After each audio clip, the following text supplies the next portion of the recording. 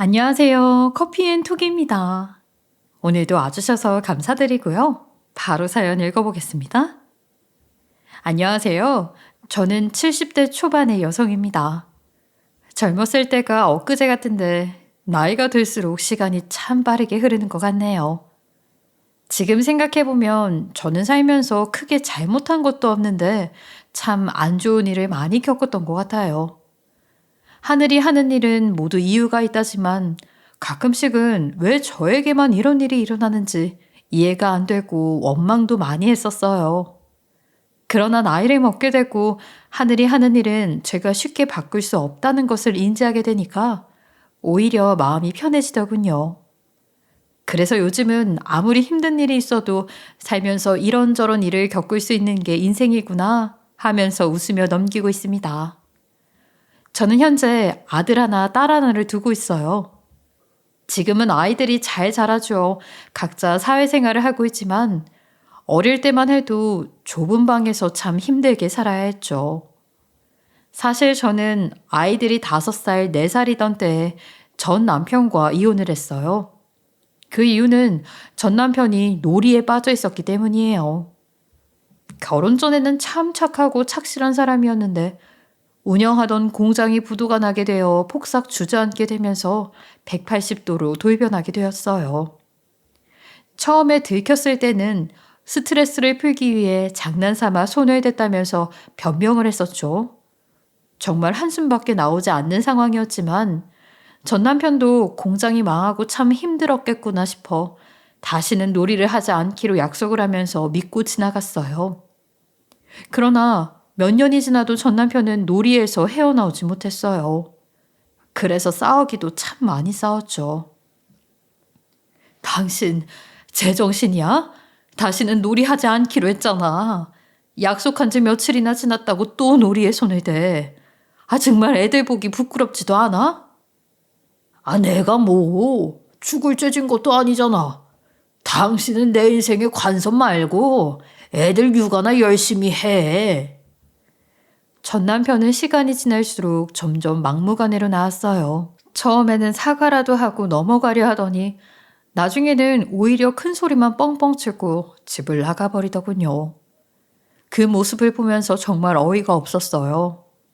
그래도 집에 어린 아이들이 있으니 최대한 전 남편의 못된 버릇을 고쳐보려고 했었어요. 그러나 몇 년째 계속 같은 일이 반복되었고 결국 사람은 쉽게 변하지 않는다는 것을 깨닫게 되었죠. 그래서 저는 싸우고 며칠 만에 들어온 전 남편에게 미리 준비해 놓은 서류를 내밀면서 이혼 통보를 하게 되었어요. 오늘도 밖에서 놀이하고 들어온 거지? 내가 뭐하고 돌아다니든지 네가 무슨 상관이야? 나는 더 이상은 못 참겠다. 우리 이혼하자. 애들은 내가 키울 테니까 서류에 사인만 해. 저는 당연히 한바탕 난리가 날 것이라고 생각했는데 예상외로 전 남편은 마음대로 하라면서 순순히 이혼 서류에 사인을 하더군요. 대신 본인도 돈 한 푼 없는 몸이니 재산 분할이나 양육비는 기대하지 말라는 이야기를 했어요.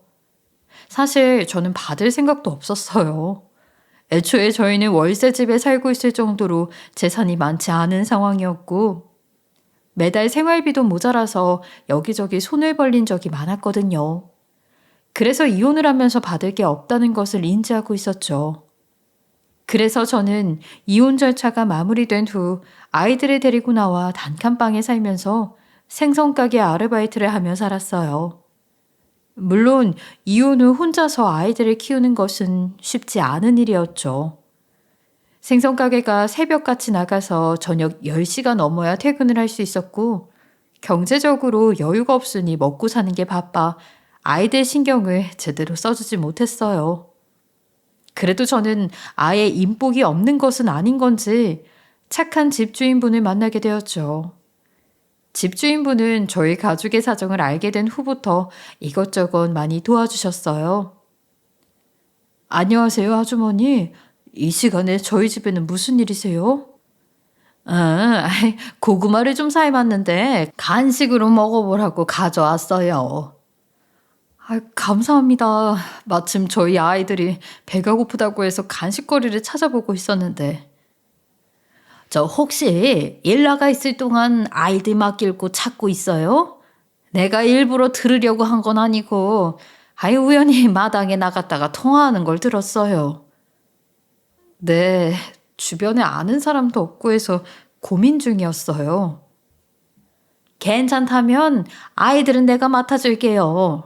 어차피 윗집이니까 왔다 갔다 하기에도 좋고, 나도 혼자 지내기 적적해서. 아이고, 그래 주시면 저야 너무 감사하죠. 그런데 힘들지 않으시겠어요? 아이가 둘인데. 괜찮아요. 보니까 애들이 얌전하고 애교도 많던데. 그냥 할머니 집 왔다 갔다 한다고 생각해요. 사실 저는 아이들을 맡길 곳이 없어서 막막했었죠. 그런데 우연히 집주인분께서 제가 친정언니와 전화하는 소리를 듣고 먼저 도움의 손길을 내어주셨어요. 덕분에 저는 걱정 없이 일을 나갈 수 있었죠. 그러나 저는 엄마의 역할을 제대로 하지 못하다 보니 항상 아이들에게 미안한 마음을 가지고 살았던 것 같아요. 그래도 저희 아이들은 충분히 삐뚤어질 수 있는 상황임에도 불구하고 큰 불만을 가지고 있지 않았으며 올바르게 잘 자라주었어요. 그렇게 오랜 시간이 지나 저희 아이들은 성인이 되어 사회생활을 하기 시작했어요. 게다가 저희 둘째 딸은 결혼을 하여 영국에서 살고 있죠. 대학교 다닐 시절에 학교에서 지원금을 받아 유학을 떠나게 되었다가 그 나라에서 회사 다니고 있던 사위를 만나게 되었고 고민 끝에 그곳에서 아예 자리를 잡게 되었어요. 아무래도 멀리 살고 있으니 자주 보지는 못하지만 타지에서 제 짝 만나 결혼도 하고 일도 하면서 행복하게 잘 사는 걸 보니 안심이 되더군요. 그리고 저희 첫째 아들은 현재 친한 대학교 선배가 운영하는 회사에서 부사장으로 있어요. 회사 초창기에는 장사가 잘 안 되는지 월급다운 월급 한 번 제대로 못 받아서 걱정이 많았죠. 누구에게나 꽃피는 시절은 찾아온다고 하잖아요. 매일 밤낮 없이 일을 하더니 어느 순간부터 판매 제품이 인기를 끌게 되었고 회사의 몸집이 커지게 되면서 꽤 많은 월급을 받게 되었어요. 그렇게 저희 아들은 4년 정도 일에만 매달리며 살다가 지금의 며느리를 만나 결혼까지 하게 되었어요. 어머니, 안녕하세요. 김지영이라고 합니다. 네, 반가워요. 우리 아들이 하는 말이 카페 하고 있다고 하던데 어디서 해요? 저는 오빠 회사 주변에서 하고 있어요. 그래요? 그럼 우리 아들도 카페에서 만나게 된 거예요? 그 장사는 잘 되는 편이고요. 아직 시작한 지 얼마 되지 않았지만 손님들은 꾸준히 찾아오는 편이에요. 오빠는 친구 소개를 받아 알게 되었고 연애하면서 카페 자리 알아보다가 회사 주변에 차리게 되었어요. 며느리는 어른에 대한 예의도 지킬 줄 알고 말도 참 예쁘게 하는 편이었어요. 게다가 참하고 순해서 저희 아들이랑 잘 어울릴 것 같았죠. 사실 저는 아이들에게 해준 게 많지 않아서 시간이 많이 흘렀음에도 마음 한켠에 미안함을 가지고 있었어요.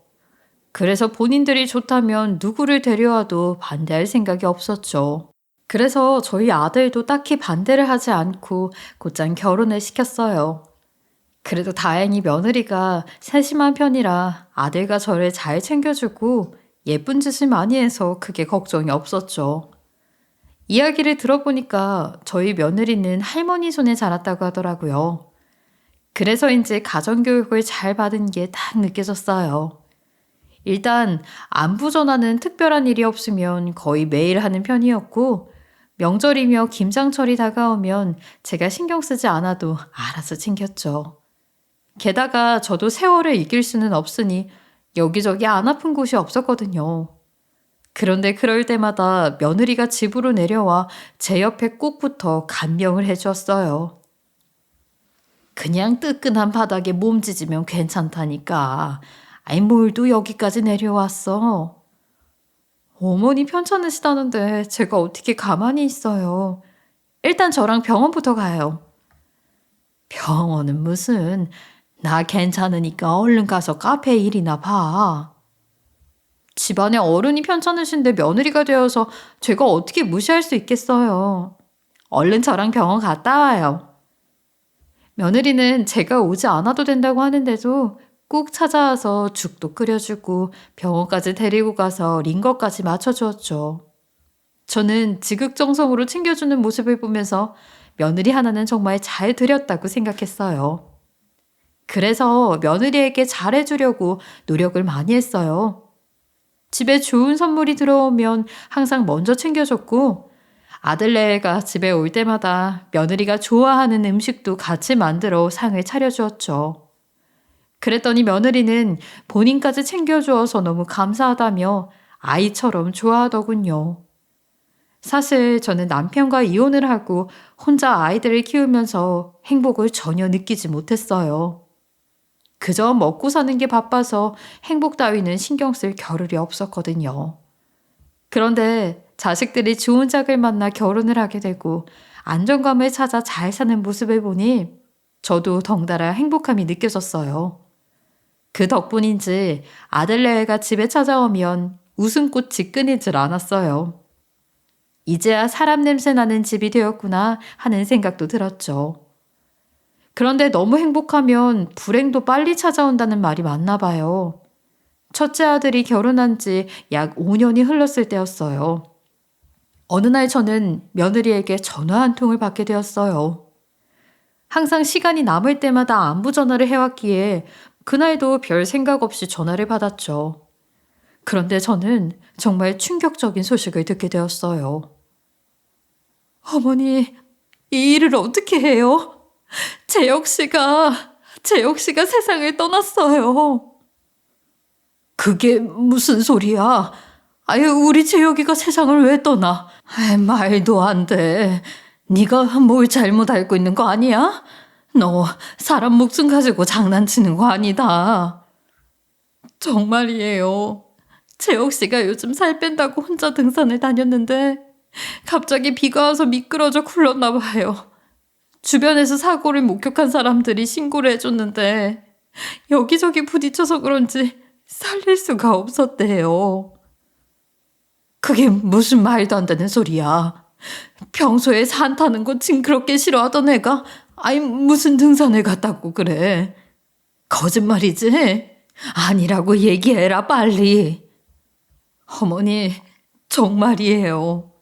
저도 사고 이후에 소식 듣고 병원으로 달려갔는데 의사가 이미 사망했다고 하더라고요.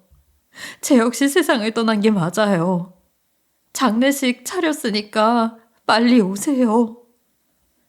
처음에는 믿을 수가 없어서 며느리에게 말도 안 되는 소리 하지 말라며 화를 냈어요. 그런데 며느리는 저의 말에 대성통곡을 했죠.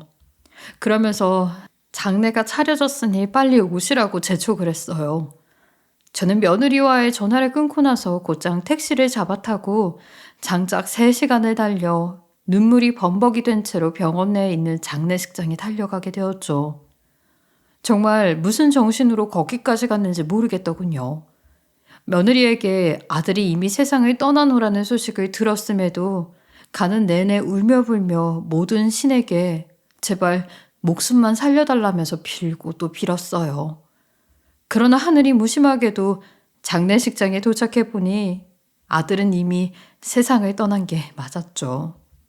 저는 영정사진을 보자마자 충격을 받아 그 자리에 주저앉게 되었어요. 그 모습을 보고 며느리는 다급하게 제 앞에 다가와 눈물을 왈칵 쏟아내더군요. 어머니, 이 일을 어쩜 좋아요? 제가 아침에 재혁 씨 나갈 때 날씨 안 좋으니 가지 말라고 말렸어야 했는데 정말 죄송해요. 아이고 재혁아, 이게 무슨 일이냐? 엄마보다 자식이 먼저 떠나는 게 어디 있어? 앞으로 혼자 남은 지영이는 어쩌라고? 어머니, 이러다 쓰러지세요. 제발 진정하세요. 지영아, 재혁이가 세상을 떠난 게 확실하냐? 마지막 모습 네가 지켜본 거야? 다른 사람이랑 착각했을 수도 있잖아. 네, 제가 신원 확인했어요. 어머니께서도 보셨어야 했는데 제 역시가 낙상사고를 당한 거라 여기저기 부딪혀 상태가 좋지 않아서 충격받고 쓰러지실까봐 그냥 바로 장례식장 차렸어요. 저는 결국 며느리랑 부둥켜 안고 한참 동안 눈물을 흘릴 수밖에 없었어요. 이렇게 허망하게 아들을 떠나보낸 게 믿겨지지 않고 너무 슬펐지만 바꿀 수 없는 현실을 받아들일 수밖에 없었죠. 며느리도 갑작스러운 일에 많이 힘들 텐데 제가 신경 쓸 것이 없이 알아서 딸 부부에게 미리 연락을 해놓고 친척들이며 지인들에게 부고 소식을 알려놓았더군요. 그래서 저는 제 지인들에게만 따로 연락해서 아들의 부고 소식을 알리게 되었어요. 그렇게 저는 3일 내내 장례식장에서 한 발자국도 움직이지 않고 조문객들이 맞이했어요. 그런데 둘째 날부터는 모르는 사람이 장례식장에 찾아와 저희 아들 영정사진을 힐끔거리는 모습을 보게 되었죠. 처음에는 저랑 눈이 마주친 후 도망칠 듯 가길래 잘못 찾아온 사람인가 생각을 했어요. 그런데 이상하게 그 사람은 저희 아들을 보내는 마지막 날까지 찾아와서 멀리서 지켜보더군요. 안에 들어와서 인사를 할 생각도 안 하고 자꾸 저희 쪽을 흘끔거리기만 하니까 점점 기분이 나빴어요. 그래서 저는 그 사람 앞으로 다가가 누군지 물어보려고 했어요. 그런데 그 사람은 눈만 마주치면 어딘가로 자꾸 숨었죠. 결국 저는 그 사람이 누군지 알아내지 못한 채 전 남편의 권유로 아들 장례식을 마친 후 가족 납골당에 화장을 해서 안치하게 되었어요. 이후 딸은 비행 시간이 얼마 남지 않았다며 다급히 서울에 먼저 올라갔고 며느리는 저를 집까지 데려다 주겠다고 했죠. 그런데 며느리 차에 타자마자 품에 안고 있던 영정사진을 보니 참고 있던 눈물이 왈칵 쏟아지는 거예요. 아무래도 장례식장에서는 조문객들이 많이 있으니 주저앉아 눈물을 흘릴 새가 없었고 납골당에서는 영국으로 돌아가는 딸에게 슬퍼하는 모습을 보이면 안 될 것 같아 계속 눈물을 참았거든요. 하지만 며느리는 붙어있던 시간이 많아서 그런지 편하게 생각했던 것 같아요. 영정사진을 보는데 아들이 세상을 떠났다는 게 실감이 났고 눈물이 끝없이 흘러내리더군요. 그래서 창피한 줄도 모르고 운전하는 며느리 옆에서 아들 영정사진을 끌어안은 채 한참 동안 꺼이꺼이 울었어요. 그런데 갑자기 며느리는 본인 차에서 우는 제가 거슬리고 싫었나 봐요. 순식간에 태도가 180도로 돌변하기 시작했죠.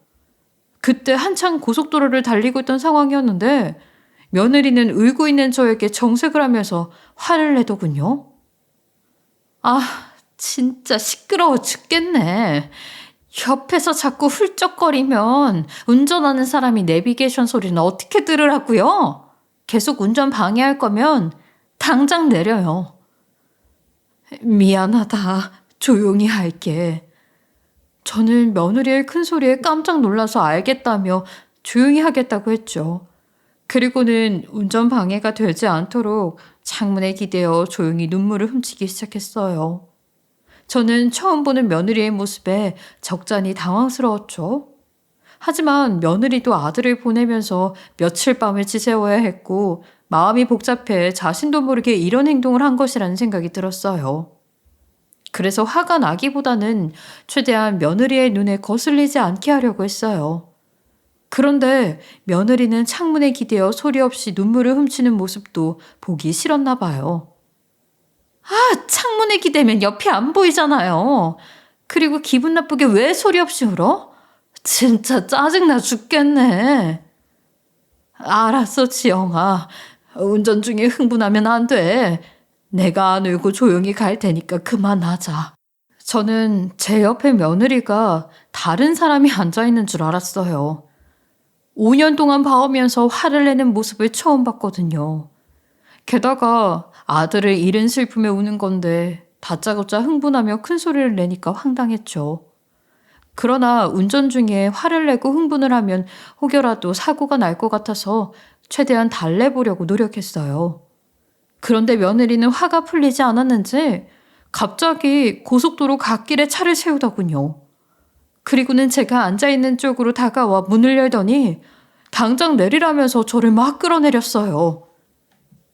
아예 지영아, 다른 것도 아니고 고속도로에서 이러면 어떡해.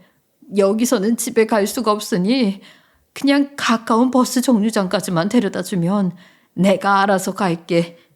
이렇게 부탁해. 응? 몇 번이고 경고했는데 들어쳐먹지 않으니까 이러는 거 아니야. 꼴도 보기 싫으니까 당장 내 차에서 내려요. 지영아, 여기서 내리면 걸어갈 수도 없다는 거 잘 알잖아. 버스 정류장까지 가는 게 싫으면 고속도로만 빠져나가서 아무 곳에나 내려 주거라. 그때까지는 내가 쥐 죽은 듯이 있을게. 저는 며느리의 막무가내 행동에 다급히 고속도로만 빠져나가서 내려달라고 애절하게 부탁했어요. 그러나 며느리는 들은 채도 하지 않았죠. 시끄럽다며 윽박을 지르더니 힘을 사용해 억지로 저를 끌어내렸어요. 그리고는 제 짐을 대충 던져놓고 출발해버렸죠. 그렇게 저는 아들의 영정사진을 꼭 껴안고 내팽개쳐진 제 가방을 손에 들었어요. 그리고는 집에 어떻게 가야 하나 안절부절 못하고 있었죠. 일단 고속도로는 어떻게든 빠져나가야 집에 갈 수 있을 것 같아서 급한 대로 택시를 불러보려고 시도를 해보았어요. 그러나 휴게소도 아니고 고속도로 갓길에 서 있다고 하니까 승객을 찾기 힘들 뿐만 아니라 속도가 빨라서 차를 세우기도 쉽지 않다며 다들 거절을 하더라고요. 저는 방법이 없으니 택시 회사에 제발 한 번만 도와달라고 부탁을 했어요.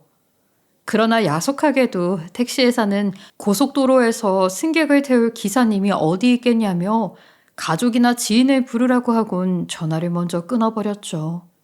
그렇게 유일한 희망이 사라지게 되자 밀려오는 막막함에 눈물이 엄청 쏟아졌어요. 고속도로 한복판에 데리러 오라고 할 수 있는 가족이나 지인들이 없으니 어찌해야 할지 모르겠더군요. 그저 고속도로 갓길에서 처량하게 눈물을 흘리며 그 자리에서 발만 동동거릴 수밖에 없었어요. 그런데 누가 제 뒤로 다가와 어깨를 툭툭 치는 거예요. 저는 비키라는 이야기인가 싶어 죄송하다고 하며 앞으로 걸어가려고 했어요. 그런데 그 사람이 큰 소리로 저를 불러세우더군요. 저기요. 걸어가시라는 말이 아니에요. 제가 할 말이 있어서 온 거니까 멈추세요. 네? 저한테 하실 말이 있다고요? 저는 대체 무슨 일인가 싶어서 눈물 범벅이 된 채로 뒤를 돌아 그 남자 얼굴을 보았죠. 그런데 그 사람은 장례식장에서 봤던 노신사였어요. 그 노신사는 날씨도 춥고 고속도로에 이렇게 서 있으면 위험하니까 일단 타라면서 본인 차로 안내를 하더군요. 저는 조금 당황스러웠지만 어차피 집에 갈 방법도 없고 택시도 안 온다는데 어떻게든 되겠지 싶어서 일단 차에 타게 되었어요. 그러자 노신사는 휴지를 건네주면서 일단 눈물부터 닦고 진정한 후에 이야기를 하자고 했어요. 저는 그 휴지를 받아 급하게 눈물 범벅이는 얼굴을 닦았죠. 그렇게 약 몇 분 정도의 시간이 흐른 후 제가 조금 진정이 된 듯 보이니까 노신사는 조심스럽게 이야기를 시작하더라고요. 저 기억하시나요? 장례식장에서 도망갔던 사람인데. 예, 기억나요. 자꾸 장례식장 안에 힐끔거리길래 다가가서 누구신지 여쭤보려고 했는데 그냥 도망가시더라고요. 대체 누구신데 제 뒤를 졸졸 쫓아다니세요? 이런 상황에서 이런 말을 하는 게 맞는지 모르겠는데 당신 아들 사고사가 아닙니다. 그걸 알려드리려고 장례식에 찾아갔어요. 네? 그게 무슨... 사고사가 아니면 누가 해코지라도 했다는 말인가요? 네, 믿기지 않겠지만 그쪽 며느리가 그렇게 만들었어요.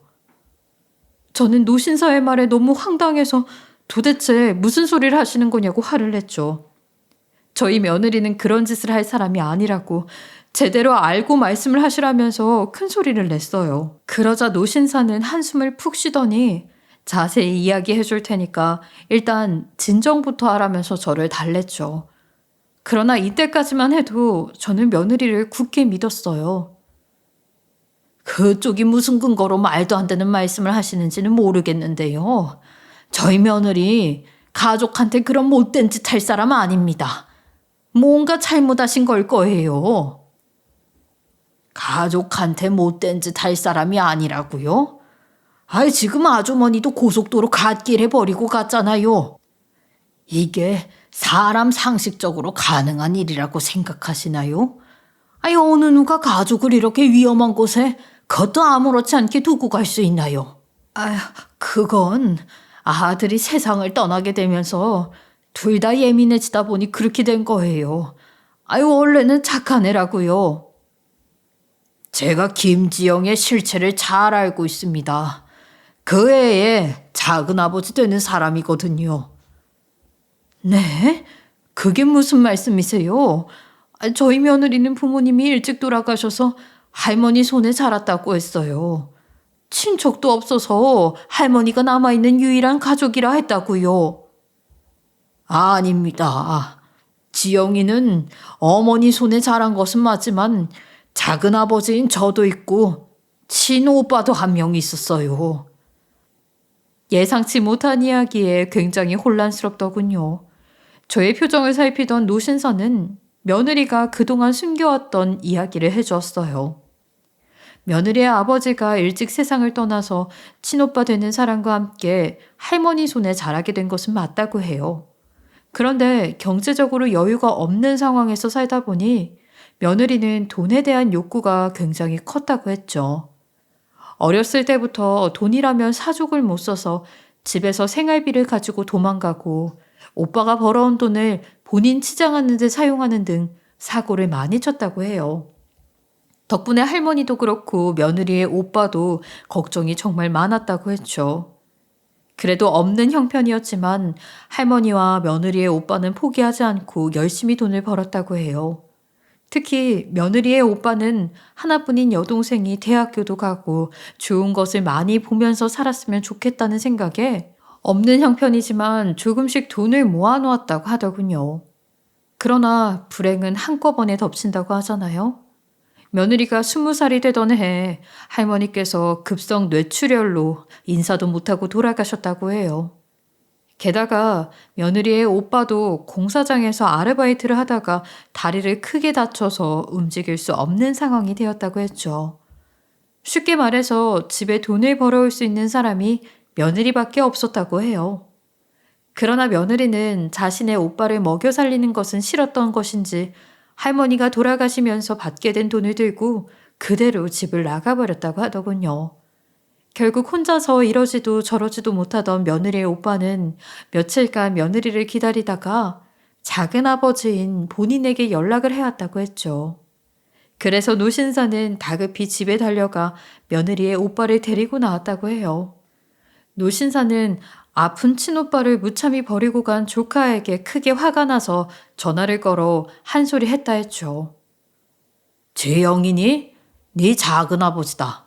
너 어떻게 움직이지도 못하는 지훈이를 집에 버려두고 갈 수가 있냐? 게다가 할머니 돈까지 가지고 나갔다면서? 너 당장 그 돈 가지고 이쪽으로 와라. 아, 작은 아버지가 무슨 상관이에요. 그동안 한 번도 들여다본 적도 없으면서 이제 와서 챙기는 척 하지 마세요. 그리고 할머니는 돌아가셨으니 돈은 먼저 가져간 사람이 임자죠. 앞으로 2번으로 전화 오면 안 받을 거니까 다시는 전화하지 마세요. 며느리는 그렇게 전화를 끊어버렸다고 했죠. 노신사는 며느리의 막무가내 행동에 기가 차서 말이 밖으로 나오지 않았다고 해요. 마음 같아서는 등짝 몇 대 쳐주고 싶었지만 전화 연결도 안 되고 찾아올 생각도 없으니 일단 며느리 오빠의 치료에만 집중하게 되었다고 했죠. 혹시 평생 걷지 못하게 되면 어쩌나 걱정이 많았는데 꾸준히 병원에서 치료를 받다 보니까 상태가 많이 괜찮아졌다고 하더군요. 노신사는 며느리 오빠 치료를 진행하면서 중간중간 며느리에게 연락을 해 소식을 전해줬다고 했어요. 물론 속에서는 열불이 났지만 혹시나 뒤늦게 양심의 가책을 느끼고 찾아오지 않을까 하는 생각도 있었다고 해요. 그러나 며느리는 한 번도 찾아오거나 연락을 해오지 않았다고 했어요. 마음 같아서는 그냥 평생 인연을 끊고 살고 싶었지만 며느리의 오빠는 하나뿐인 동생이니 몇 년 내내 며느리 소식만 기다렸다고 했죠. 그래서 보다 못한 노신사가 직접 아는 사람에게 부탁해서 며느리의 뒤를 밟아보았다고 했어요. 며느리의 오빠가 원하는 일이기도 했지만 대체 뭐하고 살길래 하나뿐인 본인 가족을 내팽개치고 들여다보지 않는 것인지 확인을 해보고 싶었다고 했죠. 그런데 막상 며느리를 찾아보니 답이 없는 상황이었다고 하더군요. 어릴 때부터 하라는 공부는 안 하고 노는 애들이랑 몰려다니더니 사람들을 속여 돈을 벌고 있는 듯 보였다고 했어요. 게다가 빚도 지고 다녔는지 어떤 사람이 집 앞에 찾아가 난리를 치는 모습도 봤다고 했어요. 야, 이년아, 이렇게 숨어 살면 내가 못 찾을 줄 알았나 보지? 너 당장 나한테 빌려간 돈 내놔? 아, 갚는다고 했잖아요. 그깟 2천만 원이 뭐라고 여기까지 쫓아와서 이 난리야? 너 분명히 갚는다고 했다. 이번 달 안에 2천만 원 무조건 들고 와. 돈 안 갚으면 나 곧장 경찰서 갈 테니까 그렇게 알고. 노신사는 내신 며느리가 정상적으로 살고 있기를 바랐는데 빚쟁이한테 쫓기는 모습까지 보니까 마음이 안 좋았다고 했어요. 하지만 그렇다고 해서 도와주거나 하지는 않았다고 했어요. 며느리 성격상 가족이라고 해서 도와주기 시작하면 점점 더 큰 것을 바랄 게 분명했기 때문이라고 했죠. 그래서 그냥 뒤에서 지켜만 봤다고 했어요. 그랬더니 돈이 어디서 났는지는 몰라도 약속대로 2천만 원은 빚쟁이에게 갚은 듯 보였다고 했어요.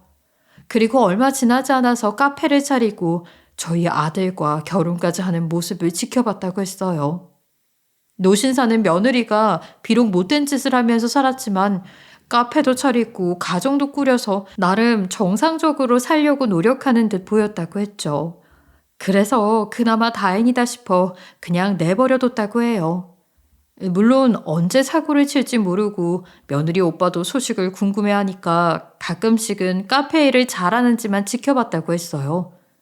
그러나 최근 카페에 다시 가보니 아직 정신을 못 차린 것인지 빚쟁이들이 또 쫓아와서 가게를 뒤집어 엎고 난리를 치며 밖으로 나오는 모습을 보게 되었다고 해요. 그리고 며느리가 그 사람들에게 무릎을 꿇고 어떻게든 일주일 안에 돈을 구해서 갚겠다고 이야기하는 것을 두 귀로 똑똑히 들었다고 했죠. 그 모습을 보는데 아마도 조만간 사고를 크게 칠 것 같은 불길한 예감이 들어 조용히 뒤쫓아 다녔다고 해요. 그런데 노신사는 이야기를 하다 말고 저에게 청심환을 하나 꺼내 내밀었어요. 그러면서 충격을 받을 수 있기 때문에 일단 먹고 들어야 할 것 같다고 했어요. 대체 무슨 이야기를 하려고 청심환까지 내미는 것인지 도무지 이해가 되지 않았지만 일단 저는 주는 대로 먹었죠. 노신사는 제가 청심환을 삼키는 것까지 보더니 한숨을 크게 쉬고 다시 이야기를 시작하더군요. 혹시나 싶어 제가 뒤에서 따로 알아보았는데 지영이 이게 어느 정신병원 원장이랑 짜고 아드님을 가둬놓은 다음 세상을 떠난 척 위장을 했어요. 예? 그게 무슨 말씀이세요? 며느리가 왜 그런 짓을 해요? 아마도 돈 때문에 그런 것 같아요. 아드님이 세상을 떠나게 되면 모든 재산은 본인 것이 될 테고 또 절친하게 지내는 사람들이 돈 좀 있는 편이니 조의금도 빵빵할 것이라고 생각한 것 같아요. 그럼 지금 우리 재혁이가 정신병원에 갇혀 있다는 말씀이신 거죠? 그럼 제 아들이 살아있다고요? 예, 지영이가 인적 드문 카페 뒷골목에서 정신병원 원장이랑 통화하는 얘기를 들었어요. 아무렇지 않게 본인 계획을 이야기하더라고요. 그래서 나중에 요긴하게 쓸 것 같아 그때 통화 녹음해 놓은 파일이랑 며칠 뒤 아드님이 정신병원에 억지로 끌려가는 모습을 담은 사진까지 확보해 두었어요. 아들 장례식장에서 염을 할 때는 제가 충격을 받을까봐 며느리가 기필코 저를 말려서 들어가지도 못하고 아들 얼굴을 확인도 못했거든요. 그렇다면 아들 대신 죽은 사람은 대체 누군지 그것도 한 장할 노릇이었어요. 저는 일단 노신사가 저에게 준 증거물들을 받았어요. 사진과 녹음본을 듣고 난 후에야 노신사의 말을 모두 믿을 수 있었죠. 그리고 아들이 살아있다는 안도감과 며느리에 대한 배신감 때문에 눈물이 펑펑 쏟아졌어요. 노신사는 서로 깨우는 저의 모습을 보면서 제 아들은 지금 멀쩡하게 잘 살아있고 곧 만나게 될 테니 걱정하지 말라고 하더군요. 그런데 한참 울고 나니까 노신사가 왜 저를 찾아온 것인지 뒤늦게 궁금해졌어요. 아이, 그런데 저한테 이렇게 소식을 알려주고 증거물을 가져다 주신 이유가 뭐예요? 아무리 미운 짓을 해도 조카 일이라 쉽지 않았을 텐데. 물론 쉽지는 않았죠. 하지만 가족을 먹여 살리기 위해 노력한 오빠를 무참히 버리고 돈 때문에 그런 못된 짓을 일삼는 지영이의 행동을 멈춰야 했어요. 거짓말도 하루가 다르게 크기가 불어나는 법인데 이런 일을 모른 척 내버려두면 나중에는 더 큰 일을 저지르지 않겠어요? 저야 아들이 살아있다는 것을 알려주시고 증거물까지 가져다 주시니 감사하기는 하지만 정말 괜찮으시겠어요? 제가 이러는 이유는 죄책감 때문이기도 해요. 저희 형이 떠날 때 두 조카들과 어머니를 잘 보살피겠다고 약속했는데 저도 경제적인 여유가 없다 보니 제대로 챙길 수가 없었거든요. 그런데 조카가 못된 짓을 일삼으며 살고 있으니 그게 다 제 탓인 것 같아서 이제라도 바로 잡으려고요. 노신사는 이번 기회에 며느리의 못된 행동을 완전히 뿌리 뽑을 생각이라고 했죠. 그러면서 저희 식구들에게 본인 조카 일로 씻을 수 없는 큰 상처를 줘서 정말 미안하다며 눈물을 펑펑 흘렸어요. 노신사는 저에게 가까운 경찰서 앞에 내려줄 테니 가지고 있는 증거물들을 넘기고 경찰에 대동해서 아들을 되찾으시라고 했죠. 그렇게 저는 모든 증거물을 가지고 노신사가 내려준 경찰서로 들어가 신고를 하게 되었어요. 아무래도 심각한 사안이다 보니 경찰들은 제가 가지고 간 증거물들을 확인한 즉시 출동을 하였고 얼마 지나지 않아 며느리를 잡아왔죠. 그리고 저는 경찰관님들과 함께 정신병원으로 찾아가 살아있는 아들을 볼 수 있었어요. 저는 떨리는 손으로 아들 얼굴을 만지면서 드디어 찾았다는 안도감에 눈물을 흘릴 수밖에 없었죠. 너 진짜 재혁이 맞지? 내 아들 맞는 거지? 네, 저 재혁이 맞아요. 엄마 아들 맞으니까 이제 안심하세요. 고맙다. 살아있어줘서 정말 고마워. 엄마, 이런 일 겪게 해서 정말 죄송해요. 여기 들어오자마자 휴대폰을 빼앗기고 방 안에서 나오지 못하게 가둬놓으니 제가 할 수 있는 게 없었어요. 얼굴을 붙잡고 펑펑 우는 제 모습을 보면서 아들은 이런 일을 겪게 해서 미안하다며 같이 눈물을 흘렸어요. 그렇게 아들은 경찰관님의 도움으로 정신병원에서 풀려나게 되었고 고장 변호사를 찾아가 며느리에게 이혼 소송을 걸었죠. 이뿐만이 아니라 감금과 문서 위조로 추가 소송을 하게 되었고 빼앗긴 전 재산을 되찾고자 할 수 있는 것들은 모두 다 걸고 넘어졌어요. 며느리는 이번 일을 통해 조사를 받으면서 그동안 사람 속이고 다닌 행각들이 모두 발각이 되었죠. 그래서 사기죄까지 함께 받아야 했어요. 그리고 제일 궁금했던 아들 대신 장례를 치른 사람은 누구인지가 궁금했는데 사고로 운명을 다한 연고 없는 노숙자였더라고요. 며느리는 이번 일을 꾸미기 전부터 노숙자들이 있는 쉼터에서 봉사를 하며 연고 없는 노숙자들을 눈여겨보고 있다가 마침 사고를 당한 분이 생겨 그 사람의 보호자라고 나서서 이런 대담하고 무서운 짓을 꾸몄더라고요. 이것도 며느리 혼자 한 게 아니라 또 다른 인물과 함께 했더라고요. 며느리 이런 어마어마한 짓을 꾸몄는데도 조금이라도 옥에 덜 갇혀 있으려고 저와 아들에게 여러 번 전화를 걸어오고 편지를 써왔어요. 어머니, 제가 잘못했어요. 이렇게 싹싹 빌 테니까 제발 한 번만 살려주세요. 내 귀한 아들을 병원에 가둬놓고 세상을 떠난 사람으로 조작했으면서 살려달라고? 네가 양심이 있긴 하니? 어머니, 제가 죽을 죄를 지었다는 거 알아요. 하지만 젊은 인생 옥에서 마감할 수는 없어요. 한 번만 도와주세요. 젊은 인생 옥에서 마감할 수는 없다고? 네가 지금 나한테 할 수 있는 말이라고 생각해? 나는 할 수 있다면 네가 평생 옥에 갇혀있게 만들고 싶다. 하지만 이 나라에는 법이 있고 판단은 판사가 할 테니까 너는 결과가 나오는 대로 정당하게 죄값 치르고 나와. 며느리와 정신과 의사는 끝까지 합의서를 받으려고 안간힘을 썼어요. 그러나 저와 아들은 끝까지 무시를 했죠. 결국 며느리는 갇혀서 죄값을 받게 되었어요. 노신사가 도와준 덕분에 아들은 무사히 제 품으로 돌아올 수 있었고, 이혼 절차를 마무리한 후 이전 며느리에게 빼앗긴 재산들을 전부 되찾아오게 되었죠. 그리고 이전 며느리의 재판이 마무리된 후 노신사는 전 며느리의 오빠까지 데리고 찾아와 진심으로 사과를 했어요.